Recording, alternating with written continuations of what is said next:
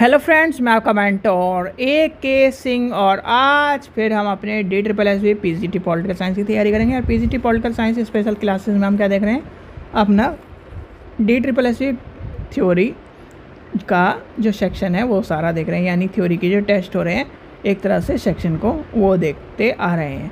तो चलिए शुरू करते हैं आज का, यानी कि आज की क्लास शुरू करते हैं। और आज की क्लास में हम क्या देखेंगे, सबसे पहले क्या करना है, आपको यूट्यूब चैनल को सब्सक्राइब कर लेना है, वीडियो को लाइक करना है, शेयर करना है, टेलीग्राम ग्रुप को ज्वाइन कर लेना है, क्योंकि जो भी आपके PYQ हैं सारे के सारे और मॉक टेस्ट हैं वो सारे के सारे आपके कराए जाएंगे आपके टेलीग्राम चैनल पर। जो उनके PDF हैं वो सारे के सारे टेलीग्राम चैनल पर मिलेंगे।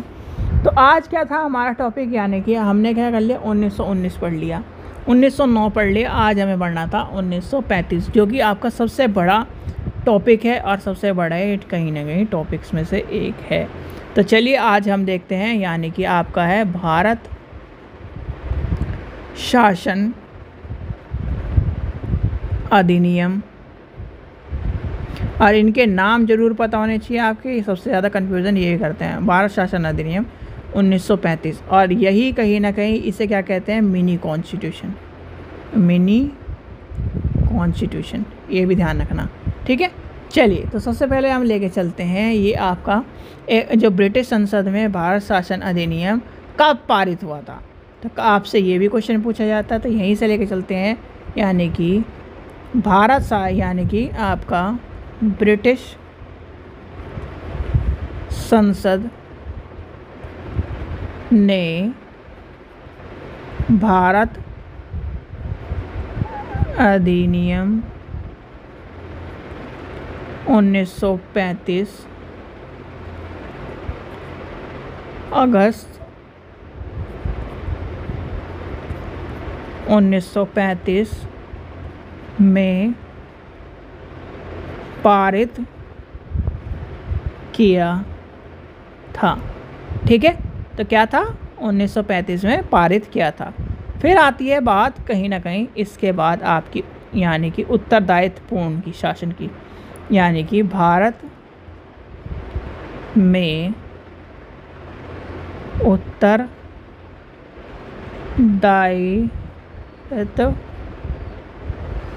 पूर्ण शासन की स्थापना के संदर्भ में अंतिम महत्वपूर्ण अधिनियम 1935 था, ठीक है। तो ये आपको कहानी समझ में आ गई होगी। अब आती है विशेषता की बात। इसकी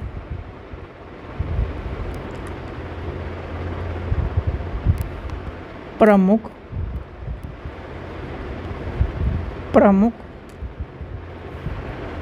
विशेषताएं। तो प्रमुख विशेषता क्या आती, सबसे पहले आती है आपकी, भारत में सर्वप्रथम संघात्मक सरकार की स्थापना। दूसरे नंबर पे क्या आएगा, प्रांतों में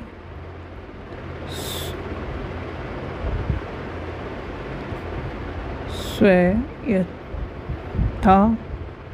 शासन की स्थापना। फिर क्या आएगा, केंद्र में द्वैध शासन, ठीक है। तो ये आपका कहीं ना कहीं इम्पोर्टेंट है, तो आपको आगे पता होना चाहिए। फिर आता है इस अधिनियम के अंतर्गत जो आई थी शक्तियों का केंद्रीकरण वाली बात, यानी कि इस अधिनियम के अंतर्गत अविष्ट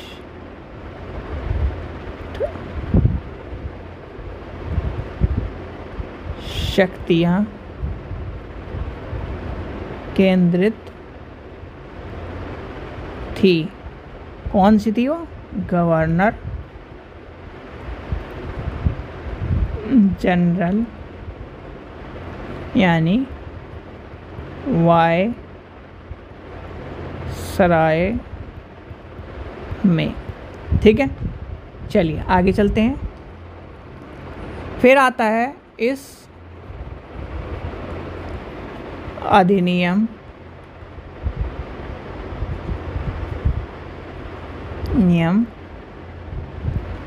के द्वारा अंग्रेजों ने अखिल भारतीय संघ शब्द प्रस्तावित किया था। तो यहाँ तक आपको बात समझ में आ गई, यानी कि इस शासन के क्या होगा, यानी कि अंग्रेजों तक आ गई बात। अब अंग्रेजों तक आ गई बात, यानी कि आपका अखिल भारतीय संघ की बात चली गई। अंग्रेजों के अखिल भारतीय संघ की बात आने के बाद अब आपके जो विषय थे, यानी कि विषयों में विभाजित हुई। अब विषय को विभाजित कैसे करा जाता है? जैसे कि हमारा संघ है, सूची है, राज्य सूची है, समृद्धि सूची है, जो आपका 1935 से लिया गया। लिखिए, इस अधिनियम में विषयों को विभाजित किया गया था, जिसमें आपके कौन से हैं? संघ सूची, राज्य सूची,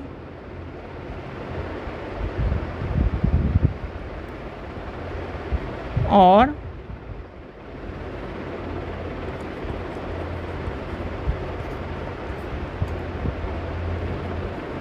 समृद्धि सूची। ठीक है, तो क्या है? संघ सूची, राज्य सूची और समृद्धि सूची। फिर क्या हुआ? इसी अधिनियम के द्वारा आपके संघीय न्यायपालिका यानी कि न्यायपालिकाओं की स्थापना हुई थी, यानी कि न्यायालयों की स्थापना हुई थी। इस अधिनियम के द्वारा संघीय न्यायालयों की स्थापना का प्रावधान किया गया था। ठीक है, तो क्या कहा गया था? प्रावधान किया गया था। चलिए आगे चलते हैं, यानी कि इसके आपके प्रावधान कर दिया। अब प्रावधान कर दिया तो कहीं ना कहीं हमें लिखित संविधान का प्रयास भी होना चाहिए। तो यहाँ पर आपका आता है, यानी कि आपका इस अधिनियम द्वारा भारत को लिखित संविधान देने का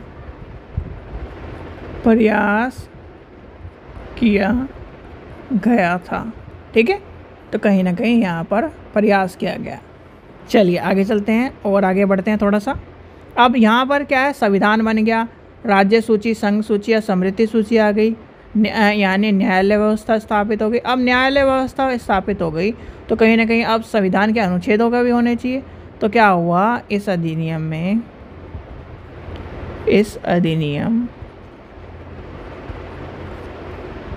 में ब्रिटिश भारत से संबंधित 321 अनुच्छेद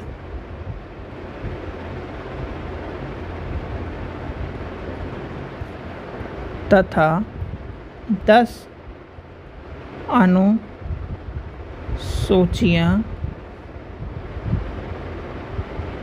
थी। ठीक है, चलो आगे बढ़ते हैं। अब आई यानी कि 1935 के अधिनियम में अखिल भारतीय जो आपका संघ में सम्मिलित होने के लिए यानी कि होना ब्रिटिश भारतीय प्रांतों के लिए अनिवार्य कर दिया था। यानी कि अनिवार्य क्या हो गई थी, ब्रिटिश प्रांतों में कहीं ना कहीं चीज़ें अनिवार्य कर दी थी। तो इसलिए कैसे यानी कि 1935 के अधिनियम में अखिल भारतीय संघ में सम्मिलित होना ब्रिटिश भारतीय प्रांतों को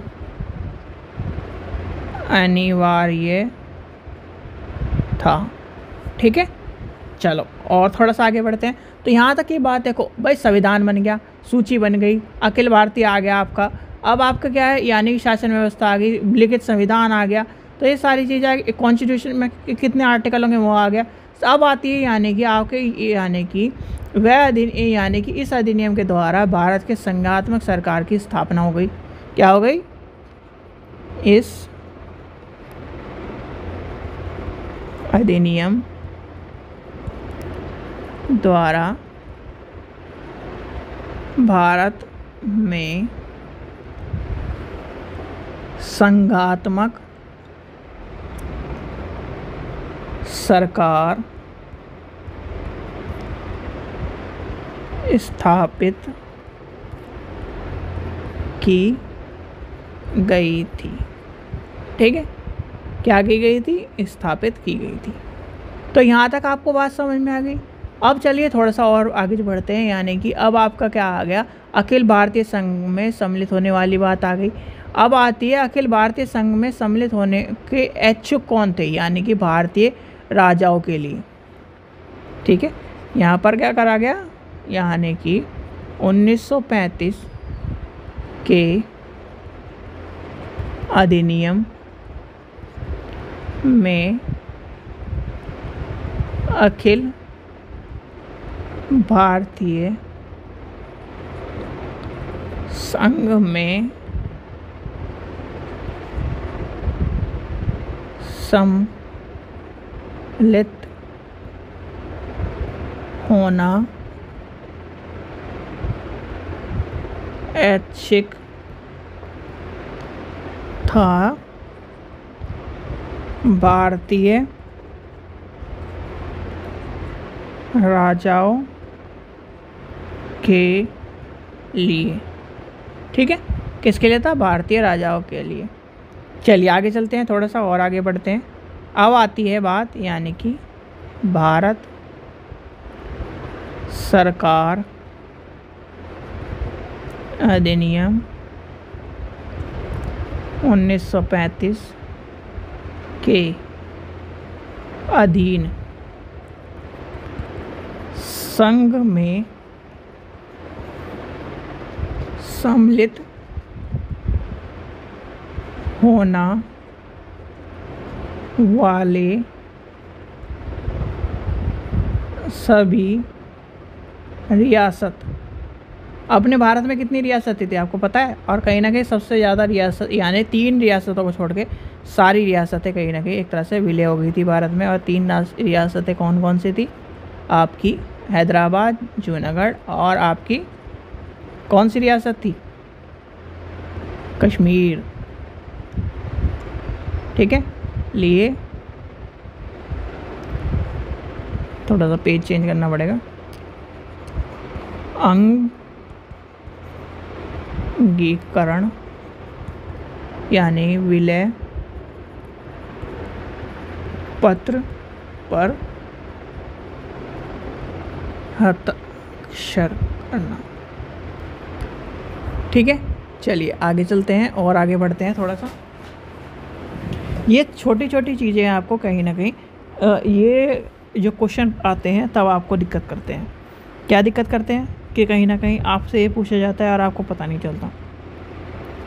चलिए आगे चलते हैं। फिर आती है यानी कि 1935 में गवर्नर जनरल के वायसराय की नियुक्ति के बारे में बात आती है, तो आपको पता होना चाहिए इस अधिनियम के अनुसार गवर्नर जनरल यानी वायसराय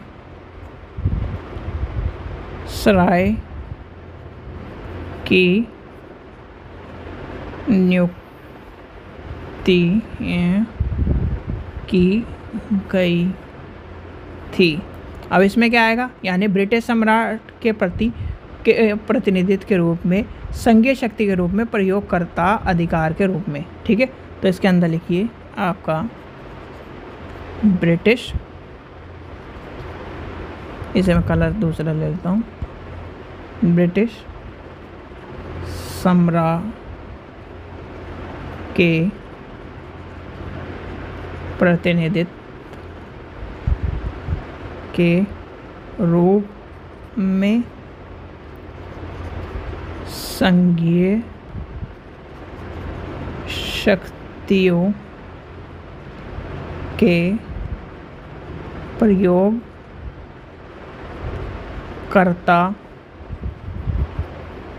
अधिकारी के रूप में। ठीक है, तो यहाँ से बात आती है। अब आती है यानी कि जो आपके 3 संघीय सूची, प्रांतीय सूची और समृद्धि सूची थी, उसमें कितने विषय आते हैं। और ये क्वेश्चन मोस्ट इम्पॉर्टेंट है जो अभी मैं लिखवाने जा रहा हूँ, तो ध्यान से सुन लीजिए। एक तरह से आपका इम्पोर्टेंट क्वेश्चन, यानी कि सबसे ज़्यादा इम्पोर्टेंट क्वेश्चन यही बैठता है। तो ये आपको मैं इसलिए, और जो भी स्टूडेंट यानी कि DSSB के साथ साथ आपके UGC नेट की तैयारी कर रहे हो और CTET की तैयारी कर रहे हो, तो वो मात्र हमारे से 100 रुपये में क्या ले सकते हैं, UGC नेट के प्रीवियस ईयर के पॉलिटिकल साइंस के भी ले सकते हैं। अगर आप हिस्ट्री के भी ले सकते हैं, इंग्लिश के भी ले सकते हैं, और आप लाइब्रेरी साइंस के हो तो लाइब्रेरी साइंस के भी आप प्रीवियस ईयर के नोट्स और प्रीवियस ईयर के क्वेश्चन पेपर ले सकते हैं। लिंक डिस्क्रिप्शन में दिया गया है। तो चलिए नेक्स्ट देखते हैं। नेक्स्ट आपका क्या आता है, यानी कि जो आपको बताई थी, यानी कि आपका 3 संघीय सूची, यानी संघीय सूची, समृद्धि सूची और आपकी समृद्धि सूची। तो लिखिए इस अधिनियम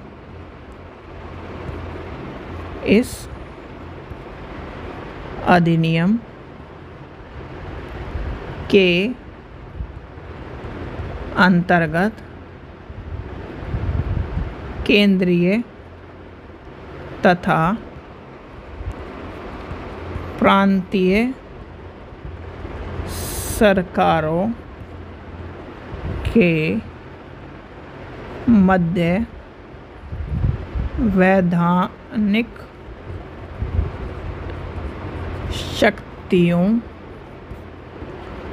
के विभाजन हेतु निम्न, अभी मैं आपको सूची लिखवाता हूँ, सूचियाँ बनाई गई। और ये मोस्ट इम्पॉर्टेंट क्वेश्चन है, इससे क्वेश्चन आपको देखने के लिए मिलता है एक तरह से। तो सबसे पहले आती है आपकी 3 सूचियाँ हैं, ठीक है, 3। तो पहले आती है संघीय सूची। अब संघीय सूची में विषय कितने होते हैं, 59 विषय। ये विषय वाला क्वेश्चन ही सबसे ज़्यादा कंफ्यूज करता है, तो इसमें आता है संघीय सूची में 59। दूसरा आता है प्रांतीय सूची। इसमें क्या आता है, 54 विषय आते हैं आपके। कितने विषय आते हैं, 54 विषय। फिर आपका आता है समृद्धि सूची।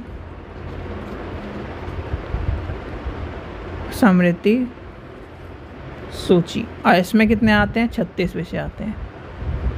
तो ये आपको पता होने चाहिए, ये सारे के सारे आपके आते हैं विषय के रूप में। और 1935 के अंदर क्या है, प्रमुख विषय कौन से, सशस्त्र सेना, डाक, एक तरह से डाक तार, मुद्रा, रेल, विषय विदेशी मामले और अखिल भारतीय सेवा। ये मैंने आपको 1919 में भी लिखवाया था, तो ये मैं एक तरह से स्किप मार दूंगा। देखो मैं आपको बता रहा हूँ, चलिए लिख भी देते हैं क्योंकि कुछ चीज़ें ऐसी हैं। 1935 जरूर लिखा होना चाहिए आपके पास। तो क्या है, इस अधिनियम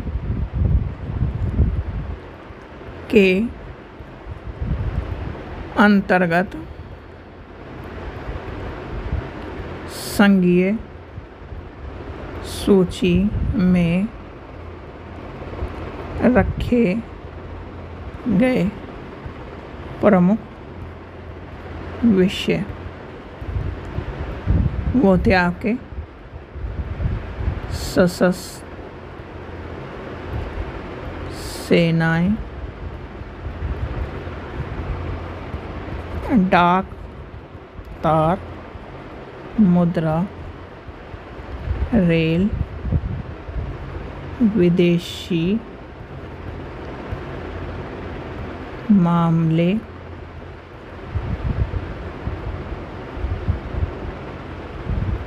अखिल भारतीय सेवाएं। ठीक है, यहाँ तक आपको बात समझ में आएगी। अब आपकी आ जाती है, यानी कि जो 1935 वाला अधिनियम था, इसके अंतर्गत किसी भी सूची में उल्लेखनीय नहीं किया गया कि विषय के संदर्भ में विभिन्न निर्माण का अधिकार किसे दिया जाए। तो गवर्नर जनरल के आदेश से केंद्रीय तथा प्रांतीय विधानसभाओं को ये काम दिया गया था। क्या दिया गया था, ये सब चीज़ें किया था। इससे पहले आपको एक चीज़ और लिखवा देता हूँ मैं। जो बैठक होती थी, यानी 1935 में मंत्री, यानी कि मंत्रिमंडल की जो बैठक की अध्यक्षता का अधिकार गवर्नर जनरल यानी वायसराय को प्रदान किया गया था। लिखिए, इस अधिनियम में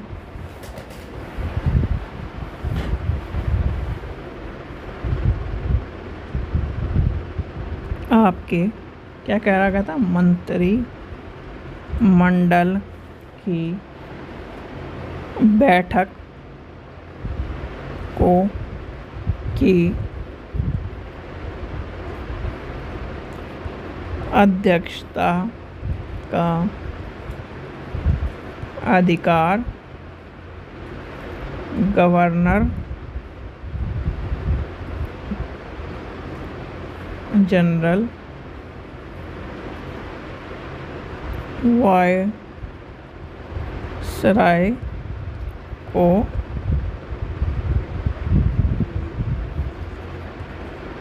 प्रदान किया गया था। ठीक है, चलिए आगे चलते हैं। अब आती है आपकी जो मैं बात कर रहा था, इस अधिनियम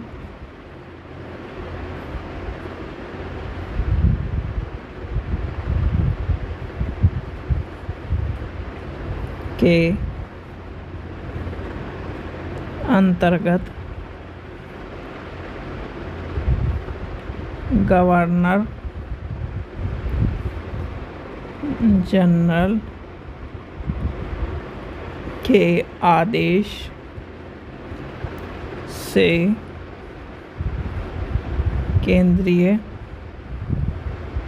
अथवा प्रांतीय विधान सभाओं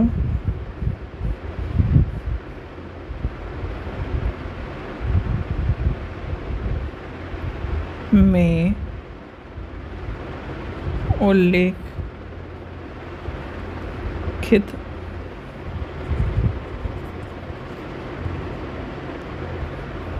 ओके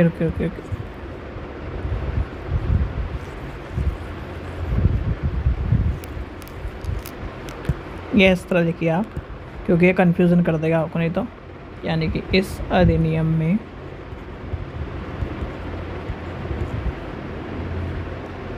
के अंतर्गत किसी भी सूची में उल्लेखित नहीं किए गए विषय के संदर्भ में विधि निर्माण का अधिकार गवर्नर जनरल के आदेश से केंद्रीय अथवा प्रांतीय विधान सभाओं को दिया गया। ठीक है, तो कहीं ना कहीं इनकी बात आपके सामने आ जाती है। फिर आता है क्या, इस यानी कि इस जो आपका ये अधिनियम था 1935, उसके अंतर्गत केंद्रीय कार्यपालिका के आरक्षित विषयों का पर प्रशासनिक किया गया था। वो क्या था, गवर्नर जनरल के तथा उनके 3 सदस्य का। यानी कि क्या करा गया, इस अधिनियम के अंतर्गत केंद्रीय कार्यपालिका के आरक्षित विषयों का प्रशासन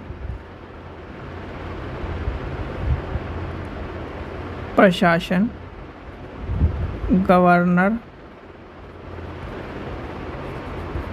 जनरल वायसराय तथा उसकी 3 सदस्यीय परिषद द्वारा किया जाता था। ठीक है, तो ये क्या हुआ है, 3 सदस्य और उसके गवर्नर जनरल के द्वारा किया गया था। 1935 में केंद्रीय कार्यपालिका का जो यानी कि एक तरह से हस्तांतरित विषय का प्रशासन भी कहीं ना कहीं गवर्नर जनरल और उसके मंत्री द्वारा होता था। तो ये भी लिख लीजिए, यानी कि इस अधिनियम में अभी आप यानी कि ऊबिए मत, क्योंकि ये जो 1935 का है सबसे इम्पोर्टेंट है और ये कहीं ना कहीं ये तो अभी आधा भी नहीं हुआ है। कहीं ना कहीं जो पॉइंट्स है, और अगर आपको पॉइंट्स में ना लिखवाया जाए, कहानी के तौर पे लिखवाया तो 5-6 घंटे यानी कि मैक्सिमम 5 घंटे की वीडियो आराम से बन सकती है इस पर। तो कहीं ना कहीं इस पॉइंट यानी वीडियो लंबी होने की जगह आप पॉइंट्सों में लिखिए, और पॉइंट्सों में क्या है कैसे आप नोट्स करते चले जाइए।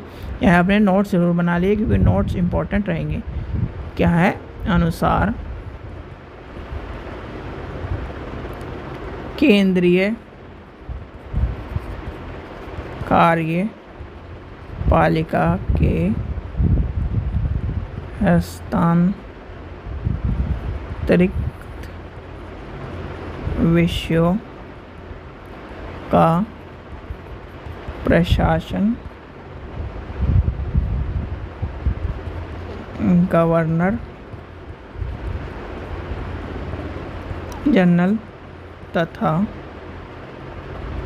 उसके मंत्रिमंडल द्वारा किया जाता था। ठीक है, चलिए आगे चलते हैं। आगे आता है आपका गवर्नर जनरल, यानी 1935 के मंत्रिमंडल की बैठक की अध्यक्षता का अधिकार किस यानी कि एक तरह से गवर्नर जनरल के प्रदान किया था। यानी कि इस अधिनियम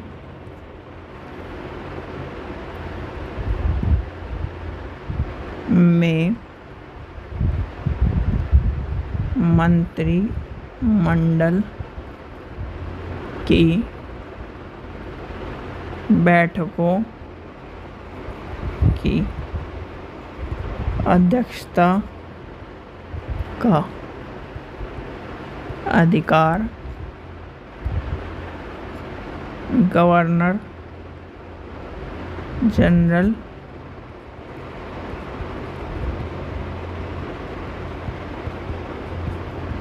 को प्रदान किया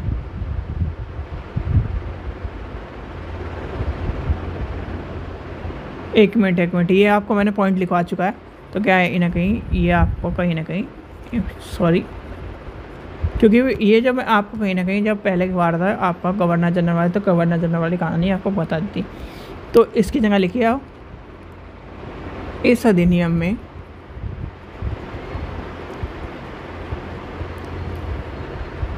के अनुसार केंद्रीय कार्यपालिका के आरक्षित विषयों के संदर्भ में गवर्नर जनरल भारत सचिव के अधीन था। ठीक है, भारत जनरल के यानी कि भारत सचिव के अधीन था। अब भारत सचिव के अधीन आगे चलते हैं, आगे देखते हैं इसमें क्या आया था। इसमें लिखिए एक और चीज़, यानी कि इस अधिनियम में निम्न सदन का कार्यकाल 5 वर्ष निर्धारित किया गया था। कितना क्या था? 5 वर्ष निर्धारित किया गया था। अब 5 वर्ष निर्धारित हो गया, ये गवर्नर जनरल बन गया, भारत सचिव आ गया। अब आपकी क्या है, यानी कि भारत में शासन अधिनियम में आपके क्या है, द्वैध शासन वाली व्यवस्था आ गई थी। यानी कि लिखिए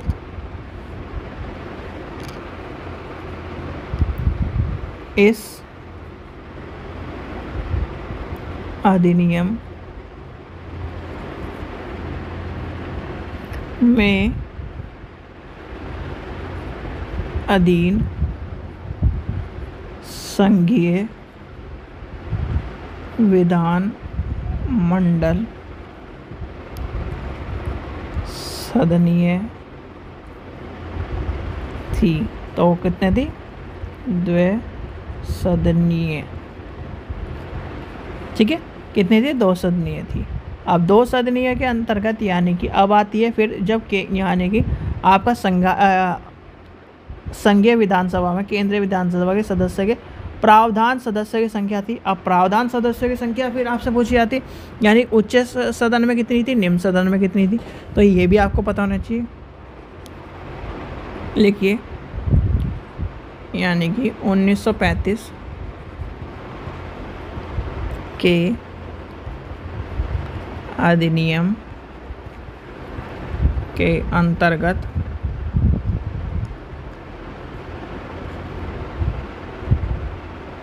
संघीय विधान मंडल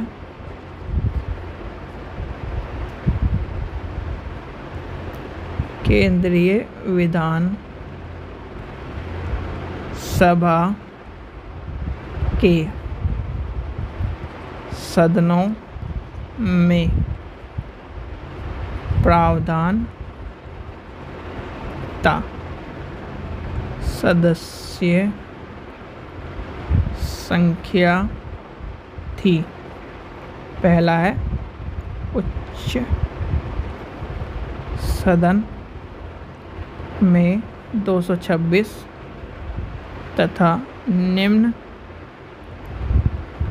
सदन में 35 सदस्य। ठीक है, तो कहीं ना कहीं उच्च सदन में इतने और निम्न सदन में इतनी बात आई। अब गवर्नर जनरल की बात आती है। एक गवर्नर जनरल का कॉन्सेप्ट आपको पता होना चाहिए, जो कि है 1935 के अधिनियम के अनुसार केंद्रीय मंत्रिमंडल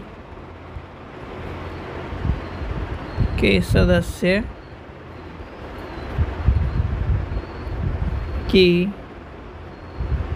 नियुक्ति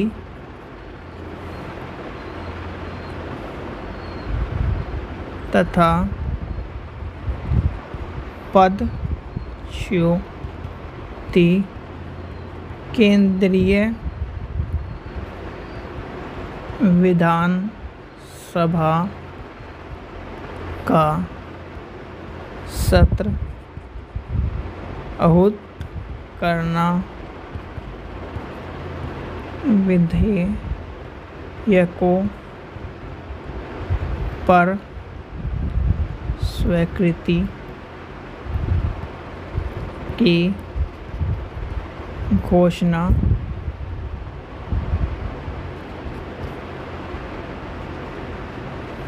करने का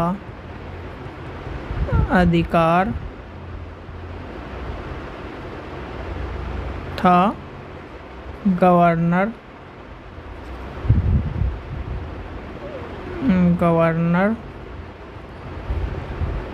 जनरल के पास।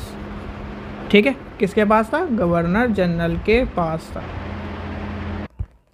चलिए तो आगे देखते हैं, यानी कि यहाँ तक की बात हो चुकी है। अब आगे चलते हैं, यानी कि 5 साल वाली बात, कार्यकाल वाली बात, ये सब चीज़ें हो चुकी है। तो अब आती है भारत सचिव के अधिकतम 6 और न्यूनतम 3 परामर्शदाता नियुक्त करने का प्रावधान आपके इसी अधिनियम में किया गया था। ये भी आप नोट करिए, यानी कि आपके इस अधिनियम में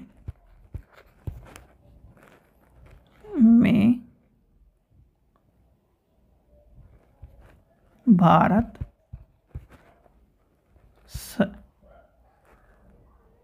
सचिव के लिए अधिकतम 6 तथा न्यूनतम 3 परामर्शदाता नियुक्त करने का प्रावधान तय किया गया था। फिर आती है, यानी कि जो ब्रिटिश संसद की जो शक्तियों की बात आती है, तो वो भी आपका संशोधन किया गया था इसमें। और इसमें कहीं ना कहीं देखो, वीडियो ज़्यादा लंबी हो रही है, तो इसे कहीं ना कहीं हम 2 पार्ट में समझेंगे। आधा पार्ट आपका कल मिलेगा, क्योंकि अगर मैं एक तरह से पूरे वीडियो लेके चलूँ तो कहीं ना कहीं बोरियत का महसूस हो जाएगा, और वही सबसे ज़्यादा दिक्कत का सामना करना पड़ता है। तो इसमें आ जाता है, यानी कि हम आधा पार्ट कल करेंगे, तो आधी चीज़ें आपको मैं कल आपको समझाऊंगा, यानी गवर्नर जनरल तक आपको करवा देता हूँ, फिर आपको कल लेके चलेंगे। तो ये लिखिए, भारत सरकार, यानी कि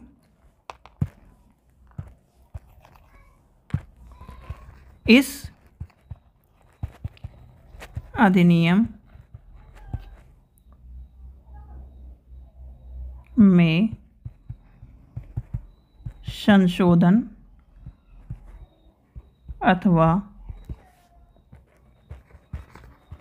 परिवर्तनीय की शक्ति निहित थी किसमें? ब्रिटिश संसद के पास। ठीक है, ब्रिटिश संसद को। चलिए आगे चलते हैं और लिखिए हमें, इस अधिनियम के अधीन प्रांतीय क्षेत्र के प्रशासन का नियंत्रण मंत्रिमंडल को दिया गया था। ठीक है, और चलते हैं हम इससे आगे थोड़ा सा। इस अधिनियम में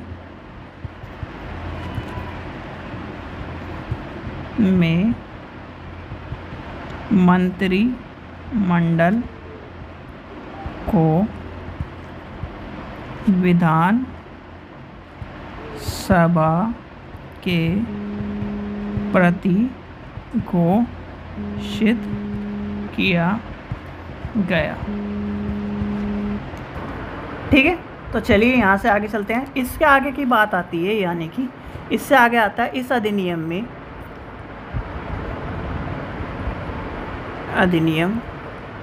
में मंत्रिमंडल को विधान सभा के प्रति उत्तरदायी घोषित किया गया था। ठीक है, और आगे चलते हैं, यानी गवर्नर जनरल की बात लेके चलते हैं। यानी इस अधिनियम में के तहत प्रांतीय विधान सभा के कार्य संचालन संबंधी नियमों का निर्माण गवर्नर करते थे। कौन करते थे? गवर्नर करते थे। चलिए लास्ट पॉइंट लेके चलते हैं, क्योंकि ये जो टॉपिक है थोड़ा सा बड़ा सा है टॉपिक, और कहीं ना कहीं ये इम्पोर्टेंट टॉपिक है, तो आपको चीज़ें समझनी होंगी, ऐसे ही कोई घास नहीं काटी जा सकती। तो इसलिए आपको इस अधिनियम के अनुसार प्रांतीय विधान सभा में अनुदान मांग रखने हेतु गवर्नर की अनुमति आवश्यकता थी।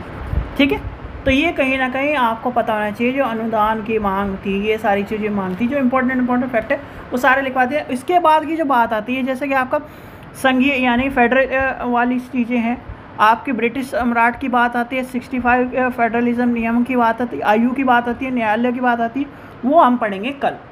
क्योंकि अगर आपका एक साथ देखो 44 मिनट की वीडियो समथिंग हो चुकी है, अगर इसी तरह से हम आगे बढ़ते गए तो मैक्सिमम ये अभी तक आधा पार्ट हुआ है, और आधा पार्ट अगर 2 घंटे की वीडियो कहीं ना कहीं एक साथ देना लॉजिक नहीं बनता। क्योंकि भैया आजकल जो है हम इस दौर में गुजर रहे हैं, एक साथ ज़्यादा चीज़ें गेन नहीं करी जा सकती, तो कहीं ना कहीं हम इसे 2 पार्ट में पढ़ेंगे। इसलिए आपको कल आपको आधी वीडियो यानी आधे पार्ट की जो आधी इन्फॉर्मेशन है, जो आधी आपके पॉइंट्स हैं, वो कल आपको देखेंगे मिलेंगे। तो चैनल को करना है सब्सक्राइब करके रखना है, वीडियो को लाइक करना है, चैनल को सब्सक्राइब करके रखना है, वीडियो को ज़्यादा से ज़्यादा शेयर करना है। Thank you.